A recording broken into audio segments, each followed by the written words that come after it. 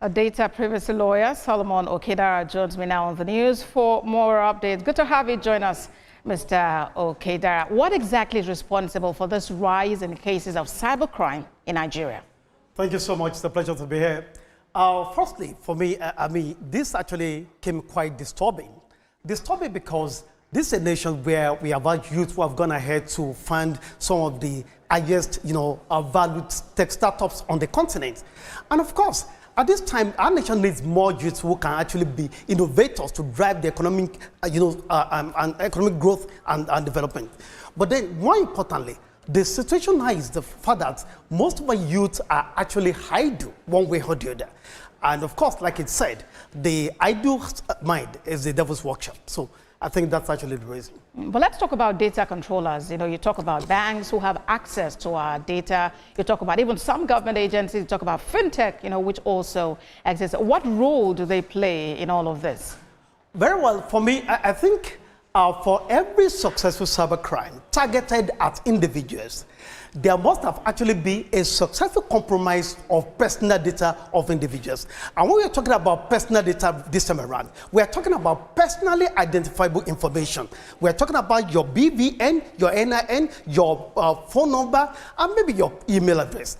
So the truth is that people need to understand that gone are the days when we used to think your email address or your phone number is just some a combination of sets of figures or letters, but now they can mean more. They can even mean your life. So when these personal data are compromised, some persons can have unauthorized access to your personal data. They can wipe out your life savings in seconds.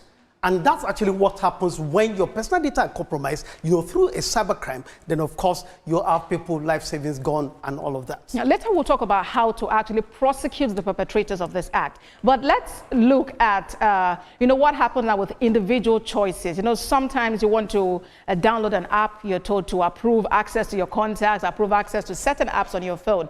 What steps should individuals take, and what do you think government can do at this time to nip the situation in the bud? Oh, very well. So for me, I think every individual, has a responsibility to protect their personal data.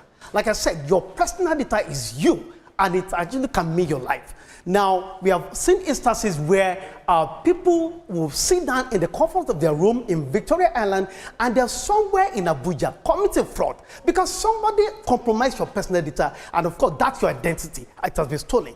So now, one of the first things we need to do is, people need to understand that in any situation, you must ensure that when it comes to your password that you use, you do not use password that can be easily guessed. When you go out there, you ask many persons on the street, you ask so many people using a combination of their name and their year of birth as their password. You hear something like Cynthia 1985. Now, when you have such, then you are prone to a compromise. I mean, your personal data is prone to a compromise. Two, people should avoid using one personal data or one password for many login details. When you do that, then you actually take some precautions to avoid compromise. Okay, then. Thank you very much for sharing these tips with us. Solomon Okedara is a data privacy lawyer. Thank you very much for your time on TVC News. The pleasure is mine.